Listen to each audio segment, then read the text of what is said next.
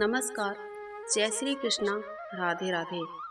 आप देख रहे हैं प्राचीन दिव्य ज्ञान। आप सभी का एक बार फिर से स्वागत है। आज हम सुनेंगे ऊब झट व्रत की कहानी। ऊब झट का व्रत भाद्रपद मास की कृष्ण पक्ष की षष्ठी तिथि को मनाया जाता है। इस दिन ऊब झट की कहानी सुननी चाहिए। सायंकाल नदी या कुएं पर स्नान करके चंदन घिसकर लगाना चाहिए। इसके पश्चात बैठना नहीं चाहिए। स्नान के पश्चात सूर्य भगवान को चंदन और पुष्प चढ़ाकर अर्घ्य देना चाहिए। सूर्य स्तोत्र का पाठ भी करना चाहिए। संध्या के समय मंदिरों में भगवान जी के दर्शन किए जाते हैं और भजन कीर्तन इत्यादि भी किए जाने का विधान है इस दिन।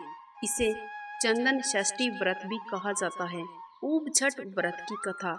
एक साहूकार था। उसकी पत्नी किसी भी कार्य को बिना नहाए धोए कर लेती थी और ना ही किसी चीज का भोग लगाया करती थी। सब कार्य ऐसे ही कर लिया करती थी। कुछ दिन बाद उनके घर एक पुत्र की प्राप्ति हुई। जैसे जैसे पुत्र बड़ा हुआ उन्होंने शादी भी कर दी। कुछ दिनों बाद साहूकार और साहूकारनी की मृत्यु हो गई। मृत्यु के बाद साहूकार तो बेल बना और साहूकारनी कुतिया। वे दोनों अगली योनि का जन्म लेकर अपने ही बेटे के घर आ गए। बेटा बेल से खूब काम लिया करता था। दिन भर खेत जोतता, कुएं से पानी निकलवाता और कुतिया घर की रखवाली किया करती थी। उनको 1 साल बीत गया और लड़के के पिता का श्राद्ध आया। श्राद्ध के दिन खूब पकवान बनाए गए और खीर भी बनाई गई। खीर को ठंडा करने के लिए एक थाली में फैलाकर रख दिया गया। उसी समय एक चील उड़ती हुई आई जिसके मुंह में मरा हुआ सांप था। वो सांप चील के मुंह से छूटकर खीर में गिर गया। कुतिया ये सब देख रही थी। वो सोचने लगी कि अगर कोई इस खीर को खाएगा तो वो मर जाएगा। अब करे तो क्या करे। कुतिया ये सोच ही रही थी कि भीतर से लड़के की बहू उठकर बाहर आई। जैसे ही बहू बाहर आई तो कुतिया ने उस खीर में मुंह दे दिया। लड़के की बहू ने देखा कि कुतिया ने खीर में मुंह डाल दिया है तो डंडा लेकर कुतिया के पीछे भागी और पीठ पर ऐसा डंडा लगाया कि कुतिया की पीठ की हड्डी टूट गई। रात हुई तो कुतिया बेल के पास गई और बोली, आज तो तुम्हारा श्राद्ध था, तुम्हें तो खूब भोजन मिला होगा। बेल बोला, मुझे कहाँ भोजन मिला है, दिन भर खेत में काम में लगा रहता हूँ। कुतिया बोली, जो श्राद्ध की खीर बनाई थी उसमें चील ने मरा हुआ सांप डाल दिया था। लोगों को मरने से बचाने के लिए मैंने उस खीर को जूठा कर दिया, जिससे बहू ने आज मेरी पीठ पर ऐसा डंडा मारा कि मेरी तो हड्डी ही टूट गई। इससे बहुत दर्द हो रहा है। कुछ खाने को भी आज नहीं मिला। ये सब बातें बहू सुन रही थी। कुतिया और बेल की बातें उसने शाम को अपना पति घर आया तो उसे बताई। लड़के ने ज्योतिष को बुलाकर पूछा कि मेरे माता पिता किस योनि में हैं। ज्योतिष ने कहा, जो तुम्हारे यहाँ बेल काम कर रहा है वो तुम्हारा पिता है और जो कुतिया तुम्हारे घर में बैठी है वो तुम्हारी माँ है। लड़का बोला, इनका उद्धार कैसे होगा। तब ज्योतिष ने कहा, तुम अपनी कुंवारी लड़की से ऊब झट का व्रत रखवा दो और जब वो अर्घ दे तो जहाँ पानी गिरे वहाँ इनको खड़ा कर देना। इनको इस योनि से मुक्ति मिल जाएगी। तेरे माता पिता को अपने ही कर्मों की सजा मिल रही है। फिर उस लड़के ने अपनी लड़की से व्रत रखवाया और पानी बहकर जैसे ही नाली के रास्ते छात से नीचे गिरा, वहाँ बेल और कुतिया को खड़ा कर दिया गया और उनको मोक्ष की प्राप्ति हुई। हे ऊब झट माता, आपकी कथा कहते और सुनते सब पर अपना आशीर्वाद बनाए रखना। बोलिए ऊब झट माता की जय। कुंवारी लड़कियां यदि ऊब झट का व्रत कर रही हैं तो 8 प्लेट या प्याले बांटें। उनमें एक एक लड्डू रखें और एक प्याले में एक नारियल रखें। नारियल लड्डू रखा हुआ प्याला अपने भाई को भिजवा दें और बाकी बचे हुए 7 प्याले व्रत रखी हुई लड़कियों के घर भेज दें। अगर शादीशुदा व्रत का उद्यापन कर रही हैं तो 13 लड्डू और 13 प्लेट या प्याले लाकर वैसे ही उद्यापन करें।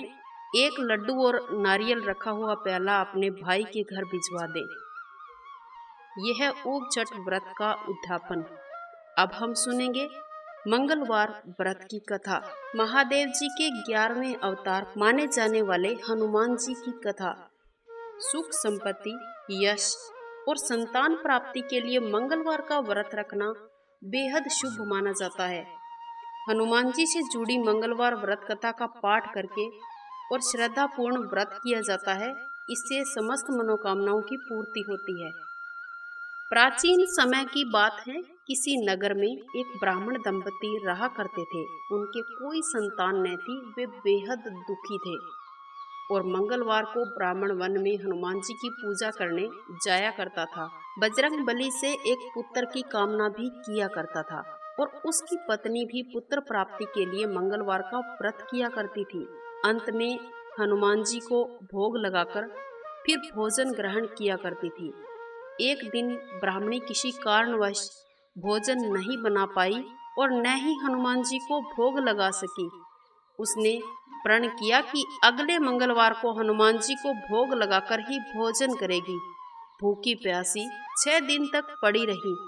मंगलवार के दिन बेहोश हो गई। हनुमान जी उसकी श्रद्धा और भक्ति भाव से अति प्रसन्न हुए और आशीर्वाद स्वरूप ब्राह्मणी को एक पुत्र दिया और कहा, ये तुम्हारी बहुत सेवा करेगा। बालक को पाकर ब्राह्मणी बहुत खुश हुई। बालक का नाम मंगल रखा गया। कुछ समय उपरांत जब ब्राह्मण घर आया तो बालक को देखकर पूछा कि ये कौन है। पत्नी बोली कि मंगलवार के व्रत से प्रसन्न होकर हनुमान जी ने ये बालक प्रसाद स्वरूप हमें दिया है। ये सुनकर ब्राह्मण अपनी पत्नी की बात पर बिल्कुल भी विश्वास न कर पाया। एक दिन मौका पाकर ब्राह्मण ने बालक को कुएं में गिरा दिया। घर लौटने पर ब्राह्मणी ने पूछा कि मंगल कहाँ है। तब पीछे से मंगल मुस्कुराता हुआ निकल आया। उसे वापस उसी जगह देखकर ब्राह्मण चौंक गया। उसी रात बजरंग बली ने ब्राह्मण के स्वप्न में आकर दर्शन दिए और कहा कि ये पुत्र मैंने दिया है आपको। ये सच्चाई जानकर ब्राह्मण बहुत खुश हुआ और ब्राह्मण दंपति नियमित रूप से मंगलवार का व्रत रखने लगे। बोलिए वीर बजरंग बली की जय। अब हम सुनेंगे विनायक जी की कथा। एक बुढ़िया माई रोज मिट्टी के गणेश जी की पूजा किया करती थी। बेचारी बुढ़िया का गणेश जी रोज का मिट्टी में विलीन हो जाता। उसके घर के सामने सेठ जी का मकान बन रहा था। बुढ़िया माई सेठ जी के घर जाकर कारीगर से बोली कि भाई, मेरे मिट्टी का गणेश जी रोज का मिट्टी में विलीन हो जाता है। आप ऐसा करिए कि मुझे पत्थर का गणेश जी बनाकर दे दीजिए। कारीगर बोले, हे बूढ़ी अम्मा, जितनी देर में तुम्हारे लिए गणेश जी बनाएंगे उतनी देर में तो सेठ जी की पूरी दीवार बन जाएगी। बुढ़िया ये सुनकर बहुत दुखी हुई और अपने घर वापस आ गई। दीवार पूरी करते करते शाम हो गई। दीवार बनने से पहले ही टेढ़ी हो जाती। शाम को सेठ जी घर आए तो पूछा कि आज कुछ काम क्यों नहीं किया। तब मकान बनाने वाले कारीगर बोले कि सामने वाली बुढ़िया आई थी और हमें पत्थर का गणेश जी बनाने को कहा, लेकिन हमने नहीं बनाया। तब से ये दीवार पूरी हो ही नहीं रही है। तब सेठ जी ने बुढ़िया माई के घर जाकर कहा, हे बूढ़ी अम्मा, हमारी दीवार सीधी करवा दो, हम तुम्हें सोने का गणेश जी बनवा कर देंगे। गणेश जी ने यह सुना तो सेठ जी के घर की दीवार एकदम सीधी हो गई। सेठ जी ने बूढ़िया माई को पूजा के लिए सोने का गणेश जी बनवाकर दान दिया। गणेश जी को पाकर बुढ़िया बहुत प्रसन्न हुई। हे गणेश जी महाराज, जैसे आपने सेठ जी और बुढ़िया माई पर कृपा की, वैसे आपकी कथा कहते और सुनते सब पर अपना आशीर्वाद बनाए रखना। बोलिए गणेश जी महाराज की जय। आज का हमारा वीडियो यहीं तक। मुझे उम्मीद है कि आपको ये कहानी जरूर पसंद आई होगी। अगर अच्छी लगी है तो जाते जाते इसे लाइक कीजिएगा, शेयर कीजिएगा। इसके साथ साथ हमारे चैनल को सब्सक्राइब नहीं किया है तो सब्सक्राइब करके बेल आइकन अवश्य प्रेस कर देना, ताकि आने वाले हर एक वीडियो का नोटिफिकेशन आपको सबसे पहले मिल सके।